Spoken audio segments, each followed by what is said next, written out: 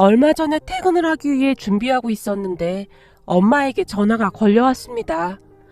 아들, 오늘은 일찍 끝나는 거니? 네, 엄마. 지금 출발하려고요. 바로 집으로 가면 되는 거죠? 그래. 지금 진수는 집에 와 있고 아버지는 할머니 모시러 갔어. 그러니까 바로 집으로 와. 엄마가 아무렇지도 않게 말씀하셨어요. 할머니도요? 매번 엄마 힘들어서 어떡해요? 라며 제가 미안한 듯이 말했어요. 힘들긴 뭐가 힘들어. 가족들이 맛있게 먹어줘서 엄마는 좋기만 한데. 그러니까 운전 조심해서 와. 오늘은 엄마가 너 좋아하는 삼계탕 끓여놨다. 알겠어요. 금방 갈게요. 엄마와 통화를 끝낸 뒤 급히 집으로 출발했습니다. 우리가 취업을 한 뒤에도 엄마는 가족들과 함께 식사하는 시간을 중요하게 생각하곤 했어요. 그랬기에 일주일에 한두 번은 꼭 가족들과 식사를 함께 했습니다. 그렇게 주차되어 있던 차에 올라타고 집으로 출발했는데 그동안 참 많은 일들이 있었구나 하는 생각과 함께 사람 인생 참 모르는 일이라는 생각이 듭니다. 그러니까 제 인생은 고등학교 1학년 때 다시 시작되었다고 해도 과언이 아니었습니다. 제가 엄마, 아빠 그리고 진수를 만나기 전까지 제게 가족이라고는 우리 할머니밖에 없었어요. 우리 부모님은 아주 오래전에 이혼을 했다고 하는데 아빠만 몇 번 얼굴을 비추다가는 어느 순간부터는 아예 찾아오지도 않았거든요. 그랬기에 할머니와 저는 둘이 살아가야만 했습니다. 생각해보세요. 할머니 혼자 어린 손주를 키워야 했으니 얼마나 힘이 드셨겠어요. 할머니는 집에서 많이 떨어진 곳으로 농사일을 다니셨어요. 그곳에서 일당제로 돈을 받았는데 우리는 그 돈으로 둘이 먹고 살았어요. 집에서 꽤 떨어진 곳이라 할머니는 새벽부터 일어나서 나가셨고 할머니가 나가시기 전에 밥상을 차려놓고 나가시면 저는 홀로 일어나서 밥을 먹고 학교에 가곤 했어요. 그런 생활은 꽤 오랫동안 계속되었는데 초등학교 때까지는 큰 문제가 없었어요.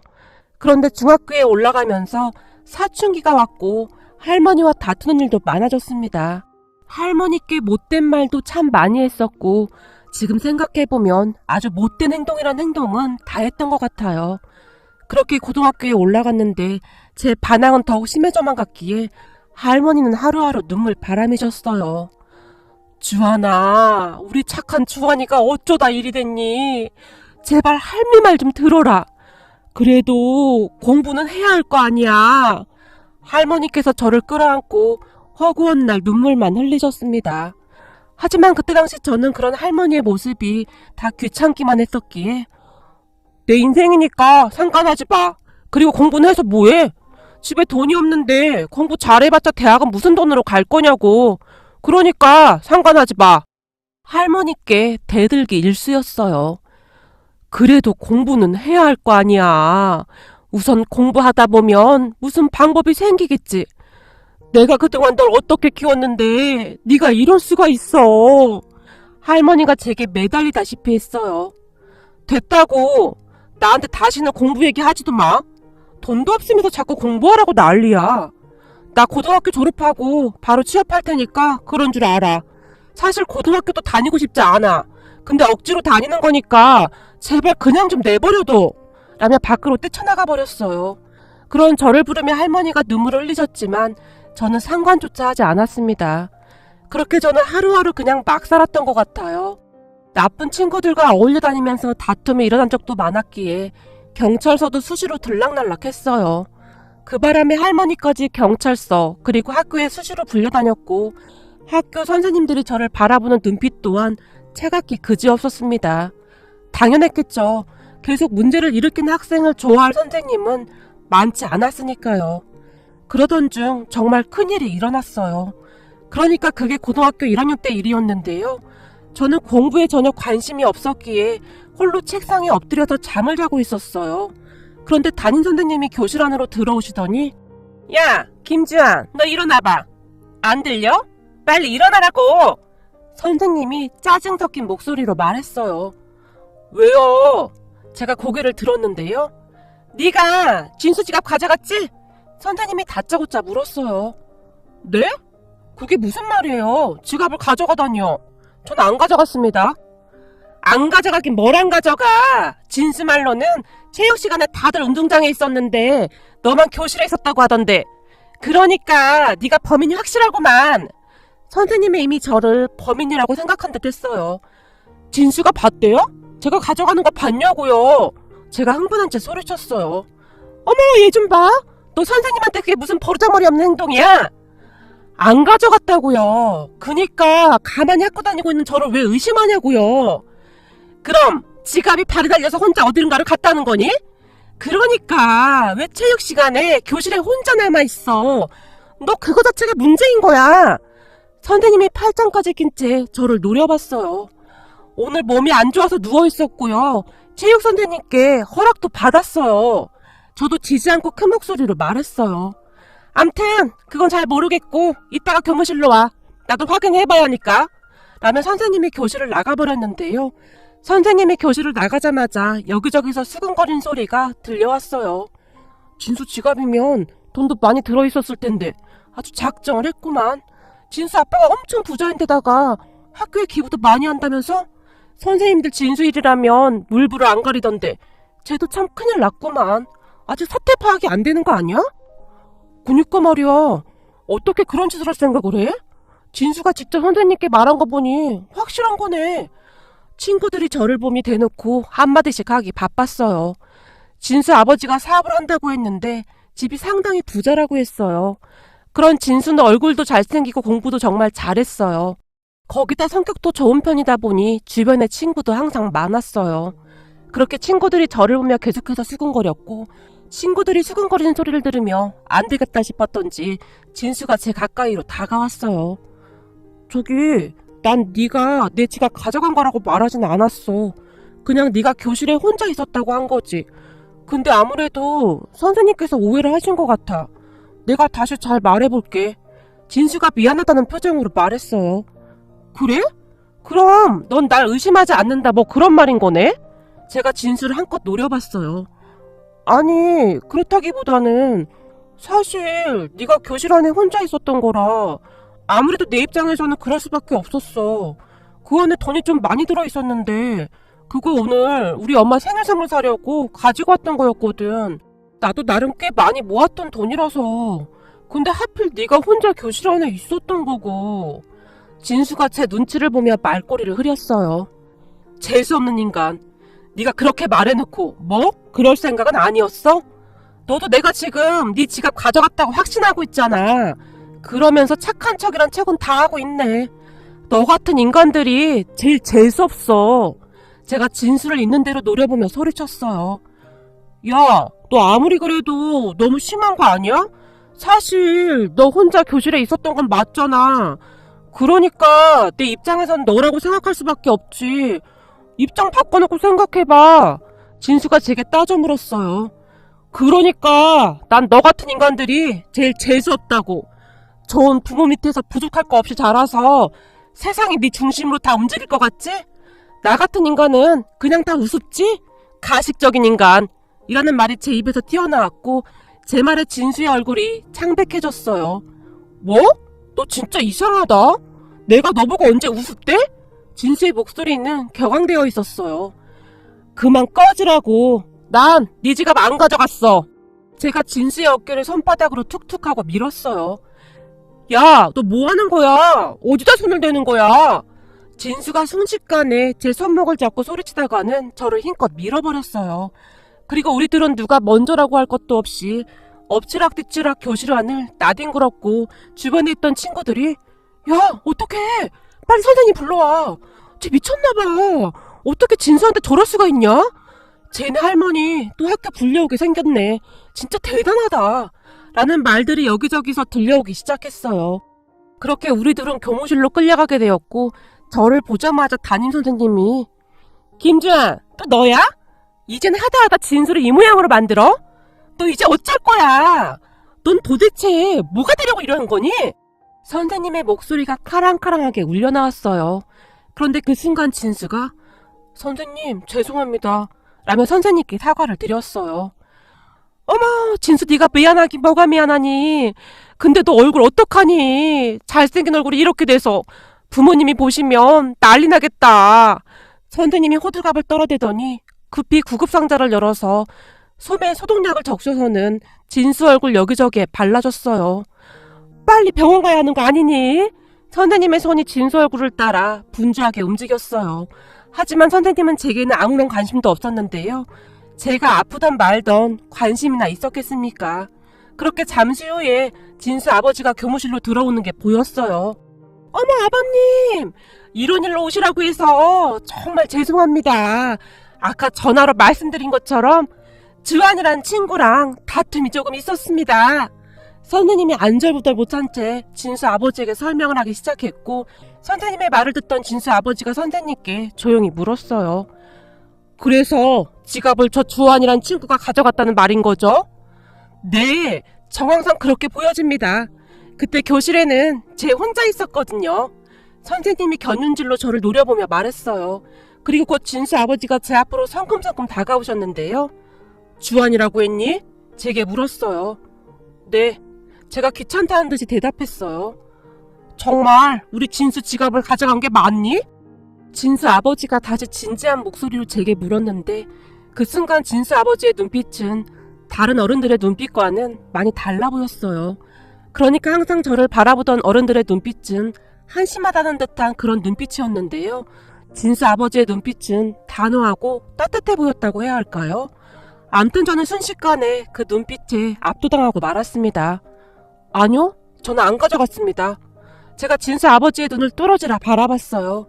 그렇게 제 눈을 바라보던 진수 아버지가 다시 진수를 향해 몸을 돌리더니 너 주한이가 가져가는 거 확실히 본 거 맞아? 라며 큰 소리로 물었어요. 그건 아니고 주한이 혼자 교실에 남아있었는데 없어졌길래 선생님께 말씀드렸던 건데. 진수가 눈치를 보며 말끝을 흐렸어요. 뭐? 그럼 확실하지도 않은데 그랬단 말이야? 내가 널 그렇게 키웠어? 진수 아버지가 실망스럽다는 표정으로 진수를 바라봤어요. 아니, 진수 아버님, 진정하세요. 아무리 봐도 주한이가 확실한 것 같아서 진수가 그랬던 것 같습니다. 사실 그동안 주한이 행실도 그렇고 거기다 할머니와 단둘이 살고 있거든요. 그러다 보니 아무리 봐도 그럴 수밖에 없지 않았나 싶어요. 옆에 있던 담임 선생님이 놀라서 진수 아버지를 말렸어요. 하지만 다음 순간 진수 아버지가 선생님까지 노려보며 물었어요. 선생님, 주제 넘는 말인지는 모르겠습니다만 모름지기 교육자라면 그리 하시면 안 되는 거 아닙니까? 네? 그게 무슨 말씀이신지요? 아니, 그럼 할머니와 둘이 사는 친구들은 다들 그렇다는 말인가요?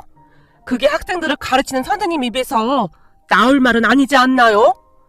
진수 아버님, 그게 아니고 그동안 주한이 행실이 그렇고 해서 그리 말씀드렸던 것 뿐입니다. 순간 선생님이 당황한 듯이 말했어요. 증거도 없지 않습니까? 그리고 제가 보기에 주한이는 가져가지 않았습니다. 진수 아버지가 단호한 목소리로 말했어요. 네? 그게 무슨 말씀이세요? 그걸 아버님이 어떻게 아세요? 주한이 눈을 보면 알 수 있어요. 거짓말을 하고 있지 않습니다. 내 말이 맞지, 주한아? 진수 아버지가 저를 바라봤는데요. 그 순간 저도 모르게 고개를 떨구고 말았습니다. 처음으로 저를 믿어준 어른이 아니었을까 하는 생각마저 들었거든요. 그렇게 제가 눈물을 가득 머금은 채 고개를 푹 숙이고 있었는데 교무실 문이 열리면서 우리 할머니께서 잔뜩 겁먹은 표정으로 들어오셨어요. 아이고 선생님, 죄송합니다. 제가 일을 하느라 늦게 왔습니다. 정말 죄송합니다. 할머니가 머리까지 조아리며 선생님께 말했는데 농사일을 하다 오시느라 우리 할머니의 차림새가 말이 아니었어요. 거기다 그때가 여름이었던지라 땀 냄새와 농작물 냄새까지 섞여서 뭐라 표현할 수도 없는 그런 상황이었어요. 그리고 그런 할머니의 모습을 보며 담임 선생님이 눈살을 찌푸렸는데 아유, 이게 무슨 냄새야! 라며 코를 틀어막아 버렸어요. 그 순간 제가 얼마나 비참했는지 모른답니다. 하지만 진수 아버지는 달랐습니다. 우리 할머니를 보자마자 한 걸음에 달려가시더니 안녕하세요, 주한 학생 할머님이세요? 알고 보니 우리 진수가 잘못한 건데 괜히 바쁘신 할머니까지 오시게 만들었네요. 정말 죄송합니다. 우리 할머니에게 허리까지 숙여 사과했어요. 그 모습에 제 눈에서 눈물이 비오듯이 쏟아져 내렸답니다. 그날 저는 흐르는 눈물을 주체할 수가 없었는데 그동안 쌓였던 서러움이 한꺼번에 몰려왔던 것 같아요. 자식을 어머니에게 맡기고 연락 한 통 없던 우리 부모에 대한 서러움까지 더해져서 더 그랬던 것 같습니다. 그렇게 교무실을 하니 술렁이기 시작했어요. 담임 선생님의 얼굴이 홍당무처럼 변해 있었으니까요. 다른 선생님들조차도 고개만 푹 숙인 채 아무 말도 못하고 있었어요. 할머님, 별일 아니니까 걱정 안 하셔도 됩니다. 우리 아들이 잘못 알고 주한 학생한테 그랬던 것 같습니다. 주한 학생 치료비는 제가 부담하도록 하겠습니다. 정말 죄송합니다. 진수 아버지가 우리 할머니께 다시 사과를 했고, 아이고, 아닙니다. 그리고 정말 감사합니다. 우리 할머니가 떨리는 목소리로 말을 했어요. 그런데 그 순간 진수 아버지가 우리 할머니의 손을 꼭 붙들면서 많이 놀라셨죠. 저도 아들 키우다 보니 하루하루 편할 날이 없네요. 아들들이 원래 말썽도 많이 피우고 그런답니다. 그러니까 너무 걱정하지 마세요. 주한이도 잘 자랄 겁니다. 주한이 눈빛이 보통 눈빛이 아니거든요. 큰 소리로 웃으셨는데 그 웃음소리 때문이었을까요? 갑자기 제 마음이 안정이 되면서 따뜻해지는 것이 느껴졌어요. 그렇게 우리 할머니는 돌아가셨고 진수 아버지가 담임 선생님을 보며 저기 선생님, 수업도 다 끝나가는데 제가 지금 애들 데리고 나가봐도 되겠습니까? 우선 병원부터 가봐야겠네요. 라고 말했어요. 네, 알겠습니다. 그쯤에도 선생님도 기가 죽어 있었기에 조용한 목소리로 말했어요. 아참, 그리고 선생님, 제가 마지막으로 부탁 하나만 해도 될까요? 네? 네, 무슨 부탁이신데요? 적어도 학교에서만은 학생들이 차별받지 않았으면 좋겠네요. 진수 얼굴에 약 발라주셨으면 주한이한테도 그렇게 해주셨어야죠. 선생님들이 올바른 가치관을 가지고 계셔야 대한민국의 미래가 밝지 않겠습니까? 부디 모든 아이들을 따뜻하게 보듬어 주세요. 부탁드리겠습니다. 라며 진수 아버지가 간절한 눈빛으로 선생님을 바라봤어요. 네, 잘 알겠습니다. 죄송합니다. 선생님이 잔뜩 긴장한 채 말했어요. 그뒤 진수 아버지는 저와 진수를 데리고 교무실을 나왔어요. 니들 괜찮은 거지? 우리 가서 밥이나 먹자. 원래 남자들은 그러면서 친해지는 거야. 라며 진수와 저를 보며 활짝 웃었어요. 그리고는 우리 둘을 데리고 꽤 좋은 식당으로 들어갔는데 그동안 살면서 그런 식당은 처음이었던 것 같습니다. 정말 으리으리한 그런 식당이었거든요. 그곳에서 처음으로 스테이크라는 것을 먹게 되었는데 어떻게 먹어야 할지 모르겠더라고요. 그래서 제가 어리둥절한 채 앉아 있었는데요. 내가 이 스테이크를 언제 처음 먹어본 줄 아니? 진수 아버지가 조용히 물었어요. 아니, 우리 그동안 자주 먹었었잖아. 진수가 아버지를 보며 말을 했는데요. 내가 말이야, 고등학교 졸업하고 얼마 뒤에 소개팅을 했는데 소개팅한 여자가 스테이크 집에 가자고 하는 거야. 근데 이 스테이크를 어떻게 시키는지 도통 알 수가 있어야지. 무슨 디저트가 어떻고 뭐가 어떻고 참 복잡하더란 말이야.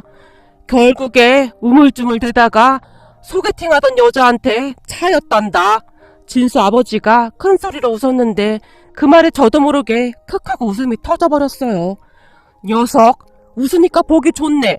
주한이 너 말이야. 그렇게 인상 쓰고 있다고 해서 멋있어 보이지도 않거든. 그러니까 앞으로는 웃고 다녀. 아직 한창인 녀석이 왜 그렇게 인상을 쓰고 다녀? 라며 장난스레 말씀하셨어요. 그런데 그때 당시 저도 모르게 네 라는 말을 했는데요. 평소에는 반항심만 가득하던 제가 그렇게 변해가기 시작했어요. 거기다 진수 아버지가 스테이크를 다 썰어서 제게 건네주시면서 자, 맛 좀 봐. 여기 있는 소스에 찍어 먹으면 맛이 아주 괜찮을 거야. 그리고 너도 잘 봐도 나중에 소개팅에서 여자한테 차이면 안 되잖아. 하긴 주한이는 얼굴이 잘생겨서 쉽게 차이고 하진 않겠다. 진수 아버지가 아무렇지도 않게 말을 하시고는 다시 스테이크를 썰고 있었어요. 그리고 저는 그때 처음으로 제 얼굴이 나름 괜찮구나라는 생각을 하게 되었답니다. 그렇게 처음으로 즐거운 식사를 한 뒤 집으로 돌아왔는데요. 그때 제 표정이 참 많이 달라졌던 것 같아요. 더군다나 다음날 학교에 온 진수가 반 친구들이 다 있던 교실에서 저기 주한아, 어제는 내가 진짜 미안했어. 집에 가봤더니 지갑이 책상 위에 있더라고. 진짜 미안해. 라며 진심으로 사과했어요. 진수 부모님은 정말 좋은 분들이셨는데요. 진수 지갑이 집에 있었다는 사실을 알게 된 진수 부모님께서 할머니와 저를 집으로 초대까지 해서 식사를 같이 하기도 했어요. 그 뒤 진수와 저는 둘도 없는 친구가 되었고, 진수 부모님은 저를 마치 아들 대하듯이 했어요. 저 또한 두 분을 엄마 아버지라고 부르며 따랐고요. 두 분은 제가 공부하기를 간절히 바랐고, 저는 두 분의 응원에 힘입어서 정말 열심히 공부했습니다. 그나마 다행이었던 것이 머리가 나쁘지 않았던 것인지 두 분의 도움을 받아 진수와 함께 과외도 받고 하면서 성적이 눈에 띄게 좋아졌어요. 그때쯤 저는 더 이상 문제 많던 김주환이 아니었어요. 어느덧 모범생이 되어 얼굴 표정 자체가 바뀌어 있었답니다. 그렇게 저는 두 분의 든든한 지원을 받아 열심히 공부했는데 고2가 되던 해에 세무사가 되고 싶다는 생각을 했기에 종일 책상 앞에 붙어 있었던 것 같아요. 어느 날 아버지가 우리를 보며 우리 집에 세무사 한 명 있었으면 좋겠다. 사업을 하다 보니 세무사가 꼭 필요해. 라는 말씀을 하셨거든요. 그런 아버지 때문이었을까요? 저는 세무사가 되어야겠다는 생각을 하게 되었어요. 그렇게 대학을 졸업하고 몇 년 뒤 저는 세무사가 되었습니다. 물론 시험에서 몇 번 떨어지긴 했지만 그럴 때마다 사람이 시험에서 떨어져 보기도 하고 그래야 강해지는 거야. 아버지가 제 옆에서 든든하게 응원해 주셨기에 저는 계속 도전할 수 있었고 얼마 뒤에 당당하게 시험에 합격했습니다. 시험에 합격하던 날 아버지가 저를 데리고 한 포장마차로 들어가셨는데 소주를 한 잔 따라주시던 아버지가 난 아직도 이런 곳이 편하구나. 내가 예전에도 말했듯이 나도 예전에 참 힘들게 살았어. 부모라는 사람들은 있으나 마나한 사람들이었으니까 허구한 날 술이나 퍼먹고 다니고 말도 마라. 차라리 없었으면 더 좋지 않았을까 싶었다. 그러던 중 작은아버지가 우리 집에 찾아왔어. 그때 내가 아마도 중학교 2학년 때였지. 작은아버지 부부에게는 무슨 이유였는지는 모르겠는데 아이가 생기지 않았거든. 그래서 그랬는지 우리 부모님께 나를 데려가겠다고 한 거야. 그때 생각이 나시는지 잠시 아버지의 눈시울이 붉어지셨어요. 작은아버지가 보기에는 나를 데려가서 키우는 게 더 낫다고 생각했겠지. 우리 엄마 아버지란 사람들은 진짜 형편없던 사람들이었으니까. 그때 당시 작은아버지가 사업을 해서 돈이 꽤 많았던지라 우리 부모님께 큰돈을 주고 날 데리고 왔었어. 그렇게 난 작은아버지 작은어머니 밑에서 자랐다. 근데 두 분이 어찌나 잘해주시던지 세상에 이런 사람들도 있구나 하는 생각까지 들더구나. 그때 내가 작은아버지 사업을 물려받아서 이만큼 키워놓은 거야. 두 분 덕분에 내가 아주 잘 자랐지. 아마도 그때 친부모 밑에 있었다면 사랑구실도 못했겠지. 아버지가 긴 한숨을 내쉬셨어요. 그럼 아버지 친부모님은 어떻게 되셨어요? 제가 놀라서 물었어요. 모르지. 그 뒤 내가 잘 산다는 소식을 듣고 와서는 작은아빠 부부에게 돈을 더 뜯어간 모양인데 마음 약한 작은아빠 부부가 계속 돈을 해준 모양이야. 근데 내가 사업을 물려받은 뒤로 난 그 사람들에게 한 푼도 주지 않았단다. 차라리 기부를 하면 했지 절대 주고 싶지 않더구나. 그렇게 뜯어간 돈으로 도박에 술에 아주 난리도 아니었거든. 한동안 난리를 치더니 나중에는 포기한 모양이더구나. 근데 말이야, 옛날에 내가 니들 학교에 갔을 때 네 눈빛이 옛날 내 눈빛하고 똑같더구나. 그래서 내 마음이 많이 아팠어. 어쩌면 그래서 내가 너한테 더욱 마음이 갔었는지도 모르겠다. 근데 확실했던 건 그날 네가 거짓말을 하고 있지 않다는 거였어. 근데 부당한 대우를 받고 있었던 거고, 그런 너한테 옛날에 내 모습을 봤던 것 같아. 그래서 내가 너한테 그렇게 했던 거야. 너는 나랑 많이 닮아 있었거든. 이라며 아버지가 소주잔을 단숨에 비우셨어요. 그 뒤 우리는 정말 가족이 되었는데요. 일주일에 한두 번은 다 같이 모여서 식사도 하고 그렇게 지냈어요. 물론 우리 할머니도 같이 식사를 했고요. 그날도 아버지가 할머니를 모시고 오셔서 다 같이 모여서 엄마가 끓여주신 삼계탕을 먹었는데 어찌나 맛이 있었는지 모르겠습니다. 엄마는 항상 그렇듯 따뜻한 밥상을 차려서 우리 가족들에게 웃음을 주곤 하셨어요. 그리고 평생을 고생만 하신 우리 할머니도 요즘은 조금이나마 편히 살고 계신답니다. 비록 피를 나누지는 않았지만 우리는 완벽한 가족이랍니다.